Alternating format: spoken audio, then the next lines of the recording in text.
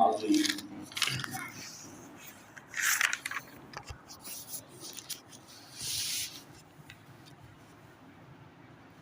ختم اللہ علی قلوبہم وعلی سمعہم وعلی ابصارہم غشاوۃ ولہم عذاب عظیم.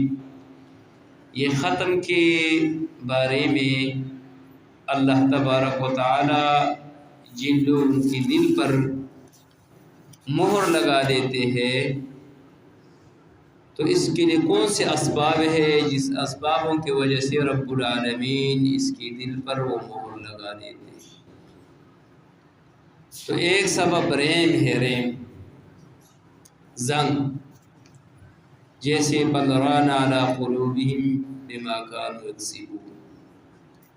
پہلے جو بندہ بدعملی کر لیتے ہیں تو اس کا دل زنگ آلودہ بن جاتے ہیں. جب اس کا دل زنگ آلودہ بن گیا تو رب العالمین اس کے بعد اس پر مہر لگا دیتے. اسی طرح غفلت یہ بھی سبب ہے مہر لگانے کے کہ جو بندہ اللہ کے احکاموں سے غفلت کرتے ہیں تو رب العالمین اس کے دل پر مہر لگا دیتے ہیں. جیسے سورہ اعراف آیات نمبر 179، وَلَقَدْ زَرَعْنَا لِجَهَنَّمَ كَثِيرًا مِنَ الْجِنِّ وَالْإِنسِ لَهُمْ قُلُوبٌ لَا يَفْقَهُونَ بِهَا وَلَهُمْ أَعْيُنٌ لَا يُبْصِرُونَ بِهَا وَلَهُمْ آذَانٌ لَا يَسْمَعُونَ بِهَا أُولَئِكَ كَالْأَنْعَامِ بَلْ هُمْ أَضَلُّ أُولَئِكَ هُمُ الْغَافِلُونَ. یہ غفلت یہ ذریعہ ہے انسان کی دین نہ سمجھنے کی. جو بندہ اپنے آپ کو غافل بنا لیتے ہیں تو رب العالمین اس کے دل پر مہر لگا دیتے ہیں.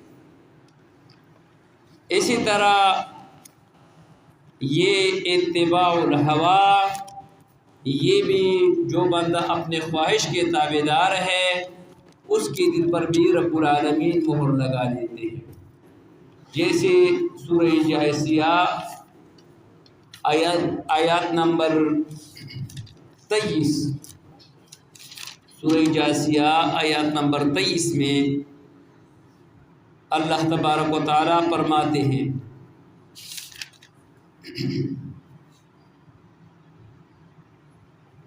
أَفَرَأَيْتَ مَنِ اتَّخَذَ إِلَٰهَهُ هَوَاهُ وَأَضَلَّهُ اللَّهُ عَلَىٰ عِلْمٍ وَخَتَمَ عَلَىٰ سَمْعِهِ وَقَلْبِهِ وَجَعَلَ عَلَىٰ بَصَرِهِ غِشَاوَةً فَمَن يَهْدِيهِ مِن بَعْدِ اللَّهِ أَفَلَا تَذَكَّرُونَ. جو بندہ خواہش کے پیچھے پڑ جاتے ہیں تو رب العالمین اس کے دل پر مہر لگا دیتے ہیں. خواہش پرست بندہ دین سے فائدہ نہیں اٹھا سکتی. اسی طرح جو بندہ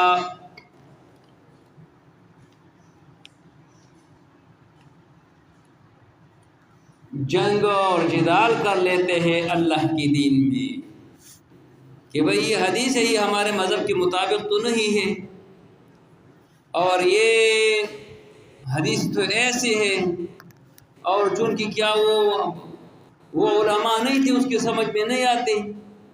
تو اللہ کے دین میں جنگ جھگڑے یہ ذریعہ ہے ختم کی. رب العالمین اس کے دل پہ وہ مہر لگا دیتے ہیں. جیسے سورہ مومن آیات نمبر 4 میں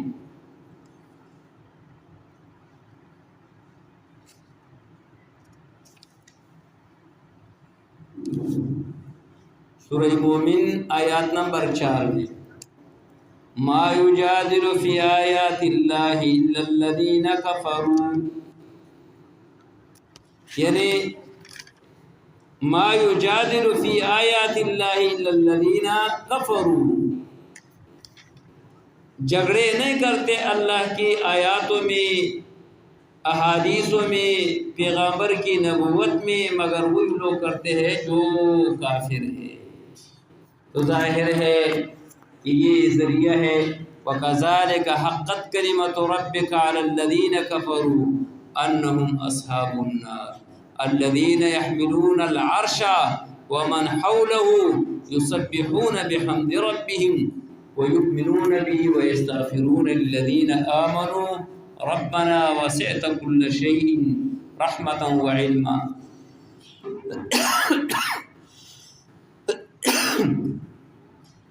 مطلب یہ ہے کہ جنگ جدال یہ ذریعہ ہے ختم کی۔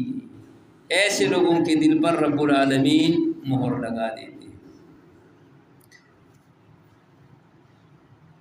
اسی کو یعنی پہلے وہ تالا لگا دیتے ہیں، اس کے بعد ختم ہوتا ہے۔ ختم کا تعریف میں نے پہلے بھی ذکر کیا، اور بعض علماء نے ختم کا تعریف یوں بیان کیا: وَالتَّثَبُّتُ ذُنُوبٍ عَلَى الْقَلْبِ حَتَّى يَلْقِيَ عَلَيْهِ حَتَّى تَلَقِّيَ عَلَيْهِ، یعنی جو بندہ گناہوں پر مسلسل وہ دوام کرتے ہیں اور ہمیشہ گناہ کر لیتے ہیں تو رب العالمین اس کے دل پر مہر لگا دیتے ہیں، اور اس مہر کے نتیجہ یہ ہے کہ رب العالمین کے ساتھ اسی گناہ کے ساتھ وہ ملے گا۔ بعض حضرات فرماتے ہیں: عدم الوعی من اللہ مفہوم مخاطباتہ، جو اللہ کے احکام ہے اس کی حفاظت نہ کرنا، اس کی توجہ نہ کرنا، یہ ذریعہ ختم کی۔ لہذا یہ ختم کے اسباب ہیں جو علماء نے ذکر کیا، اور بھی اسباب ہو سکتے ہیں، لیکن سب سے جو بڑا سبب ہے ختم کے وہ معاصیوں پر دوام ہے۔ جو مسلسل بندہ گناہ کرتے ہیں تو ایسے لوگوں کو رب العالمین پھر توفیق نہیں دیتے ہیں دین سمجھنے کی۔ ختم اللہ علی قلوبہم وعلی سمعہم، سمع لفظ قرآن کریم میں 23 مرتبہ مذکور ہے، اور یہ مادہ 183 مرتبہ آیا ہے۔ تو سمع کی مختلف معنی ہے۔ ایک معنی سمع کی القوت السامعہ، اسی قوت کو جو سننے کی قوت ہے اسی کو بھی وہ کیا کہا جاتے ہیں، اس کو بھی سمع کہا جاتے ہیں۔ سمع کی اطلاق اسی ظاہری کان پر بھی ہے، جیسے سورہ نحل آیات نمبر 78 میں، وہاں پر یہ کان پر بھی اس کا اطلاق ہوا ہے۔ وَجَعَلَ لَكُمُ السَّمْعَ وَالْأَبْصَارَ وَالْأَفْئِدَةَ، تو یہاں پر سمع سے مراد کان ہے۔ اللہ نے تمہارے لیے وہ کان دیا ہے، آنکھ دیا ہے، والافئدہ اور دل دیا ہے۔ تو یہاں پر سمع کی اطلاق اسی گوشت کے جو ٹکڑا ہے اس پر بھی اس کا اطلاق ہوا ہے۔ سمع کی اطلاق جو بندہ سننے کے قابل چیز ہے اسی کو بھی سمع کہا جاتے ہیں، جیسے سورہ شعراء آیات نمبر 223 میں، سورہ شعراء 223 میں